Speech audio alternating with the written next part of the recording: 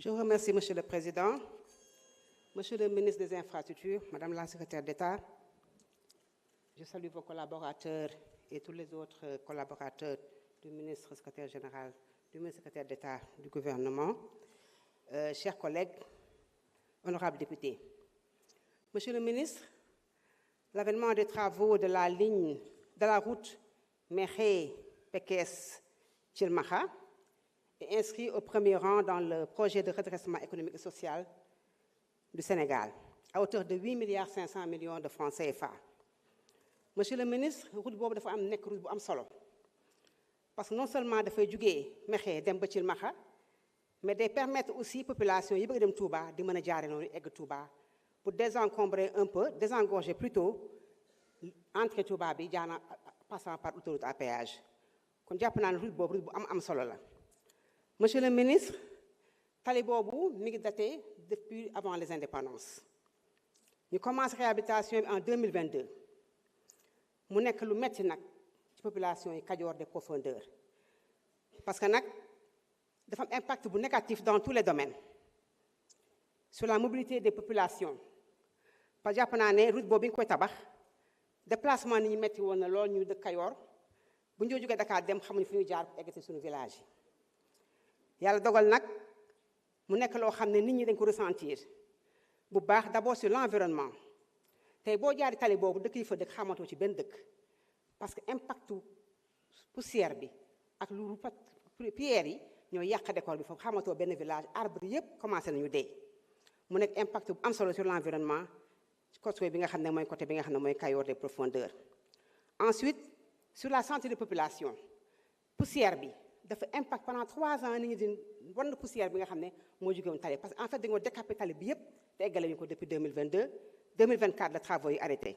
donc poussière boobu population absorbé xale yëpp feebar xale yëpp ay sëxat. Sur la sécurité ensuite des populations moom bari accident torop nag ci route boobu aussi sur l'économie aussi de cette zone parce que jàpp naa marché yi nekkoon foofu yëpp particulièrement le marché de Pekes dafa dee complètement parce que benn commerçant mënatul jógee Ngaye indi fa marchandise benn bu doon jógee Dakar indi marchandise mënatoo jàll ci route boobu. Donc monsieur le ministre jàpp naa ne route boobu dafa nekk route bu am solo ñu lay ñaan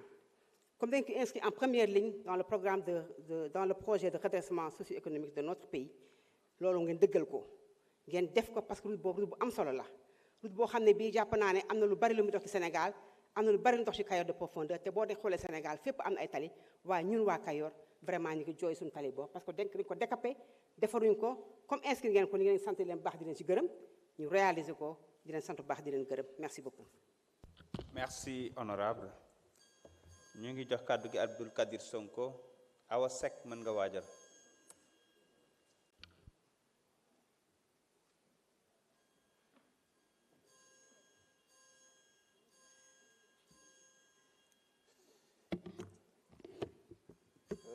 Merci beaucoup monsieur le président salaamaaleykum wa rahmatullah monsieur le ministre maa ngi lay nuyu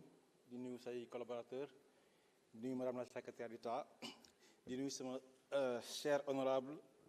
député. Monsieur le ministre dama bëgg dellu si ci les infrastructures ferroviaires parce que dafa mel ni c'est le parent pauvre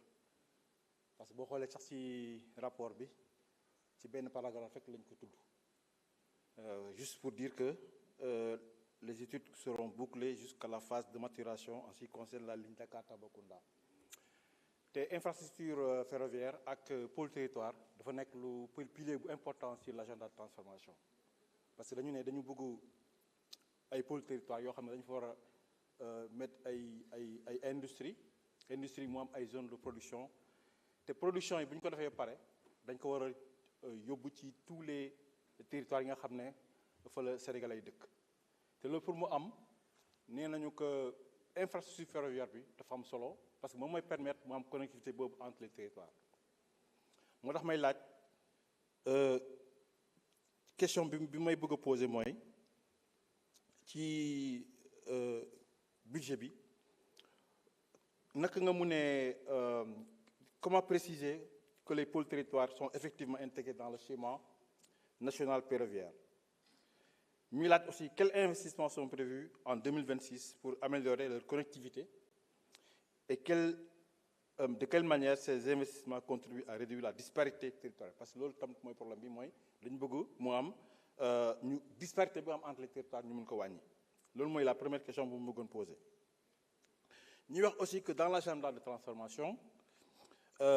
moderniser les infrastructures dafa nekk loo xam ne lu am solo parce que moom mooy permettre ñu accélérer de manière essentielle la croissance économique et l'intégration territoriale. Donc moo tax deuxième question bu may poser mooy comment préciser que programme ferroviaire national bi ñu mën ko moderniser de manière que par exemple sur le réseau Dakar-Tambacounda l'extension projetée vers le Mali est aujourd'hui articulée avec les priorités stratégiques de l'agenda de transformation. Quels sont les mécanismes de suivi et de financement pour que l'évaluation qui garantisse ces projets soit effectivement livrée dans les délais conformément aux standards nationaux. fu mu mujjee nag mooy beneen aussi question sur le rail. Aujourd'hui, quelle stratégie de financement du programme ferroviaire national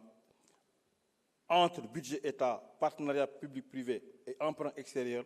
et comment le ministère garantit-il la soutenabilité économique des investissements prévus dans le rail, notamment à travers des rentabilités attendues, les projections de trafic et l'intégration dans les zones économiques et les pôles territoires. Monsieur le ministre, loolu moo doon sama ñetti questions yi di la souhaiter bon succès ci ministère bi nga xam ne moom lay dégg. Merci beaucoup. Merci, honorable. Awa Seck, vous avez la parole. Bouli Doucouré se prépare.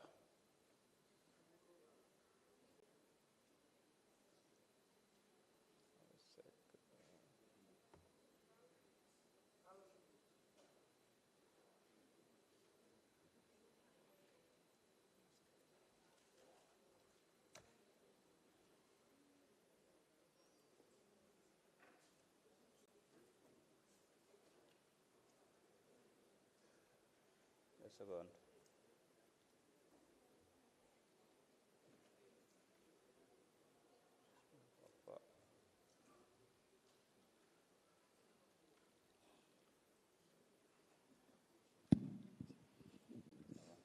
Asalaamaaleykum wa rahmatullah. Merci président maa lay nuyu monsieur le ministre maa lay nuyu bu baax ak délégation bi nga àndal nuyu madame le secrétaire d'État ak délégation bi ma àndal yépp. Monsieur le ministre, d'abord maa ngi lay remercier féliciter ci sa orientation budgétaire bi nga def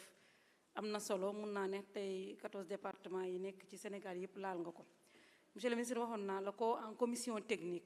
di la wax ne toujours de leen bàyyi xel l'inclusion ndax maa ngi ko doon wax dama doon xaar ñu tabax ay